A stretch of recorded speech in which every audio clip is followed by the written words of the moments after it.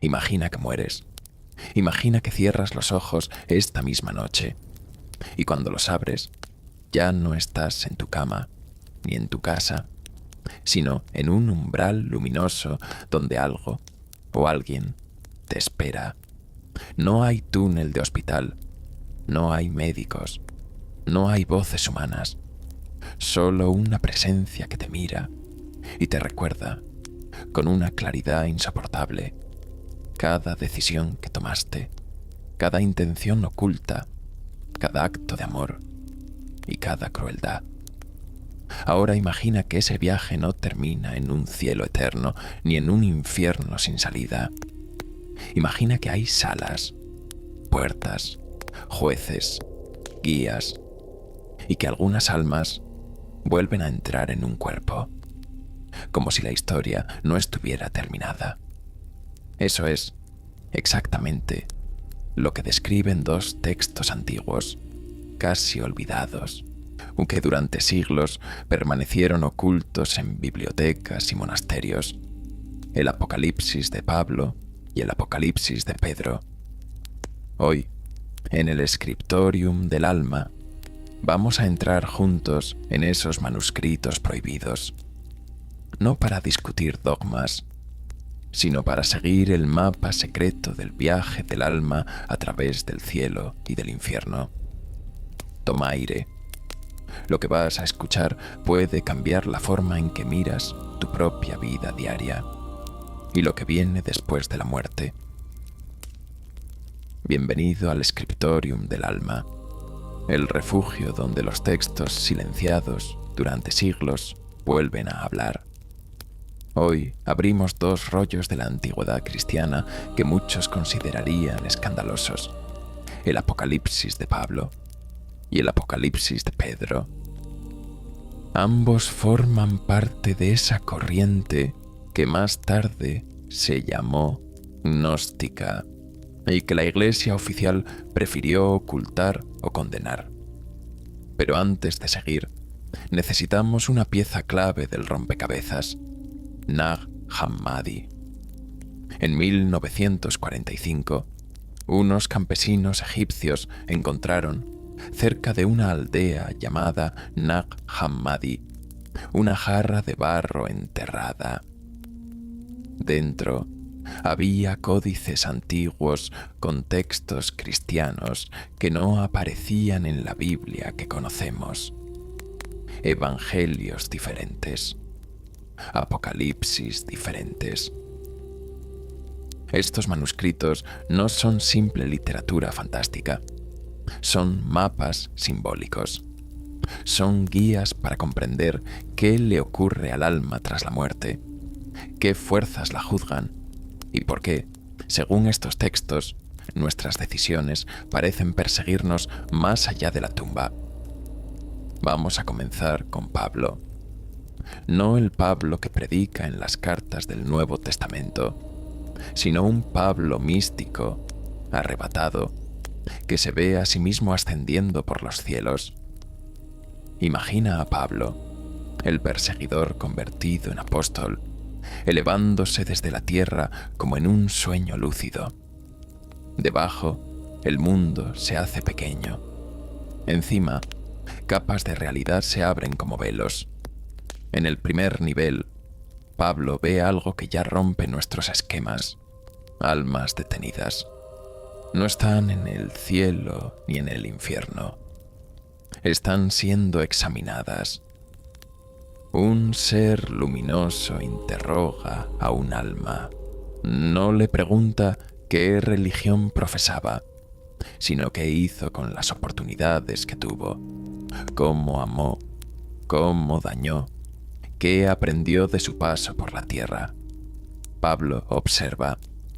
El ser le muestra que muchas almas no están listas para quedarse en el mundo invisible. Y aquí viene una de las ideas más provocadoras del texto. Algunas almas, después del juicio, son enviadas de nuevo a un cuerpo, no como castigo mecánico, sino como si la historia de esa conciencia necesitara otra escena, otro acto, otro cuerpo donde continuar su aprendizaje. Pablo sigue ascendiendo. En cada cielo encuentra jerarquías de seres, ángeles y potestades que examinan las intenciones más profundas del alma. Los actos externos importan, sí, pero estos textos insisten en algo más sutil: la intención detrás de cada acción, el orgullo disfrazado de piedad y la caridad usada para alimentar el ego. En una de las escenas más poderosas, Pablo presencia cómo el alma es confrontada con aquello que no quiso ver de sí misma. No hay un demonio con tridente torturándola. Hay un espejo brutal que la obliga a contemplar su propia sombra. Y entonces comprende: el verdadero fuego del más allá es la propia conciencia despierta ante lo que hizo y lo que pudo haber hecho. El Apocalipsis de Pablo, tal como aparece en Nag Hammadi, no se conforma con un cielo e infierno planos, finales. Presenta un universo dinámico, en el que el alma puede seguir su viaje, subir, caer y, en algunos casos, volver a encarnar. Es un mapa incómodo, porque nos dice que nadie nos salva de nosotros mismos, que tarde o temprano habrá un lugar en el que tendremos que mirarnos sin excusas. Ahora, dejemos a Pablo en esas regiones altas y bajemos con otro testigo, Pedro. Si el Apocalipsis de Pablo nos muestra un universo de ascensos y reencarnaciones, el Apocalipsis de Pedro nos arrastra a una visión mucho más gráfica del cielo y del infierno. Imagina a Pedro caminando junto a una presencia luminosa que lo guía hacia dos paisajes opuestos. Primero, el cielo. No es un lugar aburrido, de almas flotando sin propósito.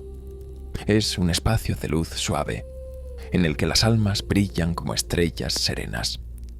No hay gritos, no hay prisas, no hay carencias.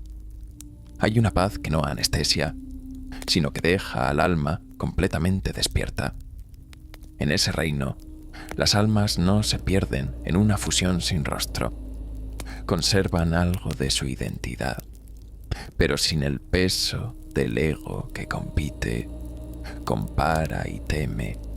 El guía le muestra a Pedro: estos son los que transformaron su dolor en compasión, los que, aun siendo débiles, eligieron no dañar, los que purificaron su corazón en medio del caos de la tierra. Pero el texto no se detiene ahí. Lentamente, la visión cambia. La luz se vuelve más densa, el aire pesa, y aparece el otro paisaje, infierno. No como un reino gobernado por un diablo caricaturesco, sino como un espejo deformado de la propia vida. Pedro ve a los arrogantes obligados a inclinarse una y otra vez, hasta que sus espaldas se quiebran bajo el peso de un orgullo que antes les parecía ligero. Ve a los que usaban la lengua para destruir, atormentados por sus propias palabras, como si cada insulto, cada calumnia, se hubiera convertido en serpiente que ahora les muerde la boca. Ve a quienes despreciaron el cuerpo de otros, convertidos en formas grotescas, con su propia carne como cárcel.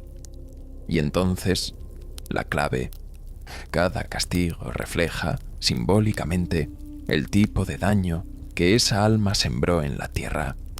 El infierno, en el Apocalipsis de Pedro, no es un lugar al azar. Es la cosecha extrema de la semilla que cada uno plantó. No se trata de una contabilidad fría de mandamientos, sino de una ley profunda. Lo que haces con el otro, lo haces con tu propia alma. A diferencia de Pablo, aquí no se insiste tanto en la posibilidad de volver a nacer, sino en la crudeza del resultado. La visión de Pedro es casi cinematográfica, con escenas diseñadas para no olvidarse fácilmente. Y durante siglos, textos como este se usaron para asustar, para controlar, para infundir miedo. Pero en el scriptorium del alma vamos a mirarlo de otra manera.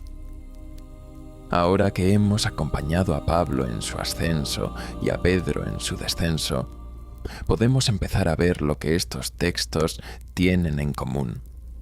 Primero, ambos coinciden en que la muerte no es el final, es el inicio consciente de un proceso de revelación. Lo que estaba oculto se muestra, lo que justificábamos se desnuda, lo que minimizábamos estalla en el centro de la escena. Segundo, no se centran en etiquetas religiosas. Nadie le pregunta al alma a qué iglesia pertenecía, sino qué hizo con la vida que le fue dada. Tercero, tanto en Pablo como en Pedro, el cielo y el infierno parecen ser estados que nacen de la calidad de nuestra conciencia, no lugares caprichosos, sino consecuencias. En Pablo, esa consecuencia puede implicar volver a un cuerpo, como si el universo dijera: todavía no has aprendido lo que viniste a aprender, tendrás otra oportunidad.